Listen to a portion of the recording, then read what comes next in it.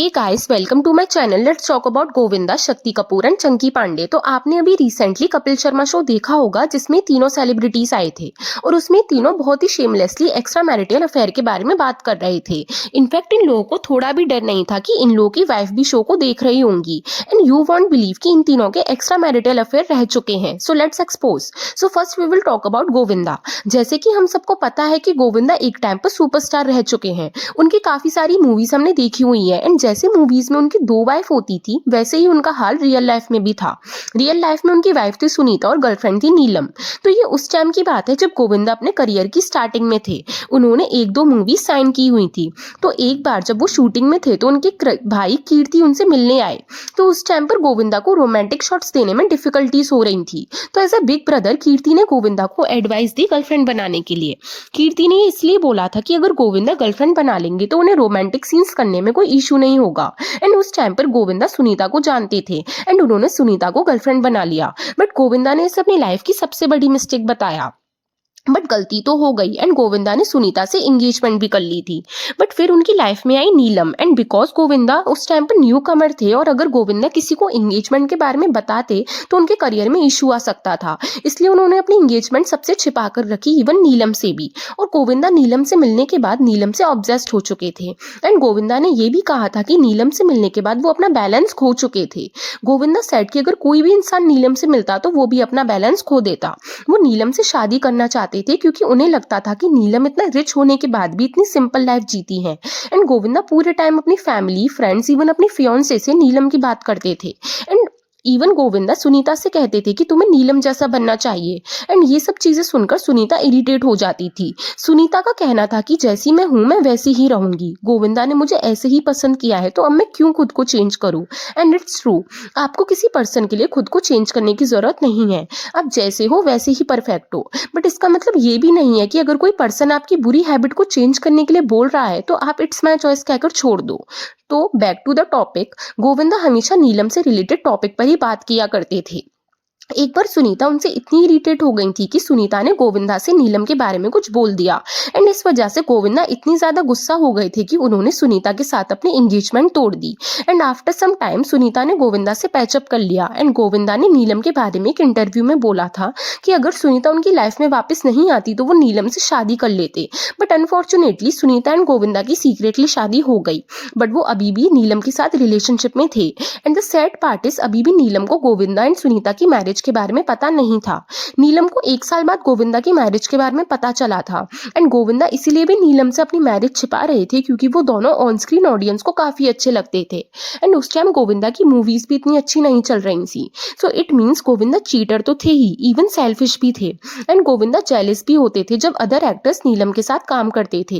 But Govinda को अपनी wife से कोई मतलब नहीं था। एंड फिर धीरे धीरे नीलम ने गोविंदा से कट ऑफ कर लिया एंड गोविंदा के साथ मूवीज करनी भी बंद कर दी। एंड फिर गोविंदा अपने एक इंटरव्यू में कहा था नीलम से रिलेटेड कि I played dirty with her, I should have told her that I am married.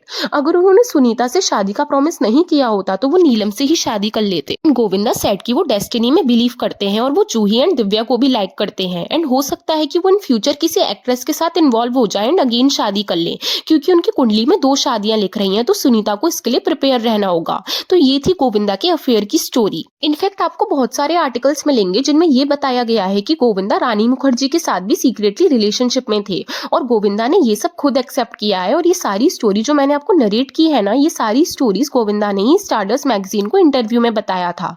कोई पर्सन इतना शेमलेस कैसे हो सकता है। I feel bad for Sunita कि उन्हें अपनी पूरी लाइफ एक टॉक्सिक पर्सन के साथ स्पेंड करनी पड़ी।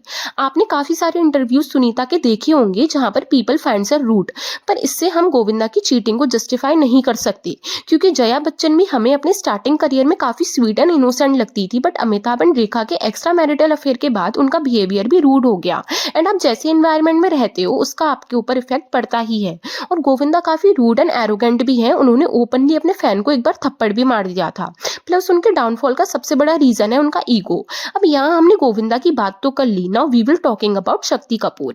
तो शक्ति कपूर अपनी मूवीज की तरह ही अपनी रियल लाइफ में भी विलन है। अब आप लोग पूछोगे कैसे, तो जो शक्ति कपूर की वाइफ है शिवांगी कोल्हापुरी, वो भी एक एक्ट्रेस रह चुकी की हैं और वो फेमस एक्ट्रेस पद्मिनी कोल्हापुरी की सिस्टर भी हैं। तो शक्ति कपूर शिवांगी से मूवी सेट में मिले थे। जब शिवांगी 18 इयर्स की थी तो उन्होंने शिवांगी को प्रपोज कर दिया एंड वो उस टाइम 32 इयर्स के थे। इसका मतलब वो पहले से ही शिवांगी को डेट कर रहे होंगे, क्योंकि 19 साल की एज में ही शिवांगी को बेटा हो गया था। यहाँ प्रॉब्लमेटिक उनका एज डिफरेंस नहीं है, यहाँ प्रॉब्लमेटिक है उन्होंने शिवांगी को ग्रूम किया एंड 18 साल से पहले डेट किया। एंड ये लिटरली क्राइम है डेट अगर आप ग्रोन अप हो एंड अगर आप अंडर वुमेन को डेट करते हो तो आपको जेल हो सकती है। तो शिवांगी बस 18 इयर्स में मैरिज हो गई एंड वो अपनी लाइफ एंजॉय भी नहीं कर पाई। एंड अब आप लोग बोलोगे कि बहुत सारी वुमेन्स होती हैं जो छोटी सी एज में शादी कर लेती हैं, तो इसमें कोई इशू नहीं है, इसे हम कंसीडर कर लेते हैं। बट फिर 2003 में शक्ति कपूर का कास्टिंग काउच का इंसिडेंट आया। तो हुआ ये था कि 2003 में इंडिया टीवी ने शक्ति कपूर के ऊपर एक स्टिंग ऑपरेशन चलाया था, जहां उन्होंने अपनी ही जर्नलिस्ट हायर करी थी जो उनसे मूवीज मांग रही थी एंड शक्ति कपूर ने उन्हें कॉम्प्रोमाइज करने के लिए बोल दिया था। एंड शक्ति कपूर ने काफी एक्ट्रेस का नाम लिया था, लाइक ऐश्वर्या बच्चन का भी नाम लिया था, ये कहकर कि ये कास्टिंग काउच करके ही फेमस हुई है।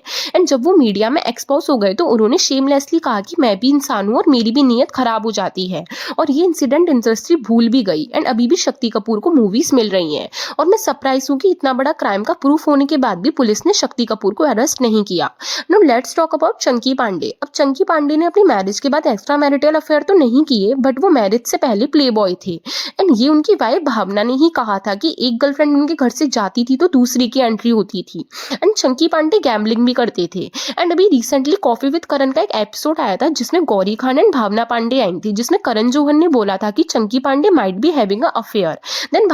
देन भावना सेड कि I don't know about it and अगर अफेयर है भी है तो ignorance is a bliss. And कभी कभी तो ऐसा लगता है कि बॉलीवुड हस्बैंड्स अगर अपनी वाइफ के सामने भी गर्लफ्रेंड घर में ले आए तो उन्हें कोई प्रॉब्लम नहीं होगी, वो हैप्पीली उसे एक्सेप्ट कर लेंगी। तो now you guys tell me in the comment कि अगर आपका पार्टनर रिच है एंड अगर वो आपके ऊपर चीट करता है तो क्या आप उसे एक्सेप्ट करोगे।